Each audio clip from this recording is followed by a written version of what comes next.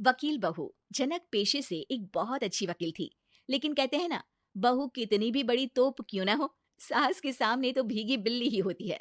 अरे जनक, क्या बात है? आज रोटी नहीं मिली अभी तक। ये तेरा कोर्ट नहीं है जो आज फैसला ना हुआ तो कल की तारीख मिल जाए। रोटी तो रोज वक्त में चाहिए। हाँ। माँ जी, रोटी तो कब की बन गई। मैंने आपको कहा तो खाना खाने के लिए, आपने शायद सुना नहीं होगा। ओहो, जज नहीं हूं मैं तेरे कोर्ट की, सास हूं सास। कोई दलील फालतू की मत देना यहाँ। बहुत जानती हूं मैं इन वकीलों को। अपनी बात ऊपर रखने के लिए झूठ बोलने में जरा भी नहीं सोचते। तभी वहां जनक के ससुर आ जाते हैं। अरे भाग्यवान, क्यों बेचारी के काम को कोसती रहती है हमेशा। मैं भी तो था वहां जब ये आई थी तुझे रोटी खाने को बुलाने के लिए।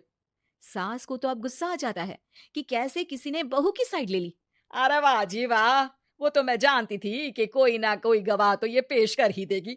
पर मैं तो अब सीधा खाना खाकर सोने जाऊंगी। मुझे आदत नहीं है किसी से बहसा बहसी करने की। पता नहीं कैसे ये वकील इतना दिमाग लगाकर खुद तो झूठ बोलते ही हैं, साथ में झूठे गवाह भी ले आते हैं। जनक को सास के ताने सुनने की अब आदत सी पड़ जाती है। एक दिन जनक वकील की ड्रेस पर काला कोट पहनकर कोर्ट के लिए निकल ही रही होती है कि अरे कहाँ चली काला कौवा बनकर? टोक दिया ना। अब कोर्ट तो वकील वाली ड्रेस पहनकर ही जाऊंगी ना। वाह भाई वाह, दामिनी तो मैंने भी देखी है। सन्नी पाजी ने ऐसा ही कोट पहना था और कहा था कि तारीख पर तारीख, तारीख पर तारीख। मतलब की कोई बात करनी है तो बोलिए, वरना वक्त नहीं है मेरे पास खराब करने के लिए। अरे पता नहीं तुझ में क्या देखा मेरे बेटे ने, सारा दिन वकीलों वाली बहस करती है, भोली भाली सास के साथ। अच्छा सुन, जो इतनी बहस मेरे आगे करती है ना, जरा अपने बॉस से कर ले, जो 1 साल भी ना हुए तेरी शादी को और काले कपड़े पहना दिए। अंदर जा और लाल कोट पहन कर आ, पता तो चले कि नई नवेली शादी हुई है। अरे माँ जी, कोर्ट में मेरा बॉस क्या करेगा, ये तो पूरे देश की ड्रेस है वकीलों के लिए। लेकिन सास तो ठहरी सास। अच्छा, तो कोई जरूरत नहीं है 2-4 साल कोर्ट जाने की। शादी थोड़ी पुरानी हो जाए तब इजाजत दे दूंगी मैं तुझे काले कपड़े पहनने की। अब क्या था, मन मारकर जनक को लाल रंग का कोट पहनकर कोर्ट जाना पड़ता है। उसके जाने के बाद आहा, बढ़िया, ये पूरे देश की ड्रेस की बात करने वाली। अरे पहना दिया ना लाल कोट। अब सास आए दिन या तो जनक को उसके काम का ताना देती, या फिर उसका काम छुड़वा देने की धमकी। तंग आकर एक दिन जनक पति से कहती है, मैं सोच रही हूँ कि कोर्ट जाना बंद ही कर दूं। अरे क्यों यार, इतना अच्छा करियर है, क्यों छोड़ने की सोच रही हो? अरे लाल रंग का कोट पहनकर जाना पड़ता है। हर बात पर सास ताना देती है कि वकील तेज होते हैं, सवाल जवाब करते हैं, झूठी दलीलें देते हैं। अरे तो ठीक है ना, वो जो कहती है अपनी समझ से कहती है, लेकिन तुमको तो पता है ना कि सच्चाई क्या है। जनक को पति की बात से हौसला मिलता है कि तभी घर पर कुछ लोग आ जाते हैं। अरे यार, ये पंच साहब कैसे आना हुआ? अरे भाई साहब, सुना है कि आपकी बहू वकील है। तभी वहां सास आ जाती है। हाँ है तो, लेकिन क्या हुआ? फिर कहीं बहस कराई क्या? अरे हम तो खुद दुखी है उसके व्यवहार से। अरे भाभी जी, आपको तो पूरा मोहल्ला जानता है कि आप कितना बोलती है। फिर हम यहाँ बहू रानी की कोई शिकायत नहीं, बल्कि अपनी परेशानी लेकर आए हैं। ससुर जी खुश हो जाते हैं।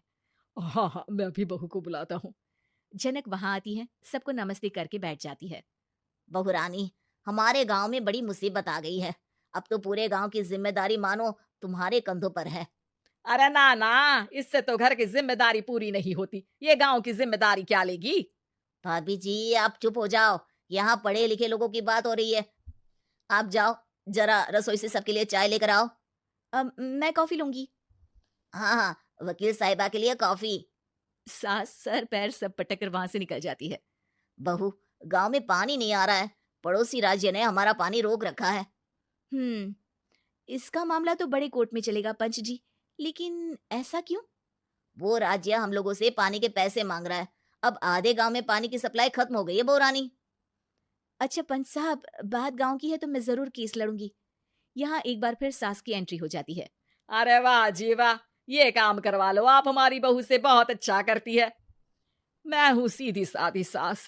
इस लड़की ने कैसे लड़ लड़ कर मुझे साइड कर रखा है, ये तो अब आपको पता चल ही जाएगा। अरे भाभी जी, आपकी आवाज तो पूरे गांव को सुनाई पड़ती है जब आप बहू रानी को सुंदर वचन सुना रही होती हैं। अरे वकील बहू मिली है, फक्र करो फक्र। हाँ जी हाँ, सारी फकर तो हम लोग ही करें। खैर, अब जो केस लड़ेगी और पानी गांव में आ जाता है तो पंच साहब लिख कर देना होगा कि हैंड पाइप में सबसे पहले मेरी बाल्टी और घड़ा भरेगा। अरे फिर तो हम बहू रानी के नाम पर घर पर ही सप्लाई दे देंगे, लेकिन ये इतना आसान नहीं है। बहू, गांव के पास अभी वकील करने की भी पैसे नहीं है तो। अरे पंच साहब, ये मेरे गांव का मामला है, मैं आपसे एक भी पैसा नहीं लूंगी। सास को बहू की बात पर गुस्सा आ जाता है, लेकिन सबके जाने के बाद झनक मन लगाकर गांव की परेशानियों को दूर करने में लग जाती है और वो दिन भी आता है कि झनक केस जीत जाती है। अरे आज तो प्लम्बर आकर घर तक पाइप लगा गया है। खुश हो जाओ, मेरे कारण तुम लोगों को घर के अंदर ही पानी मिल जाएगा।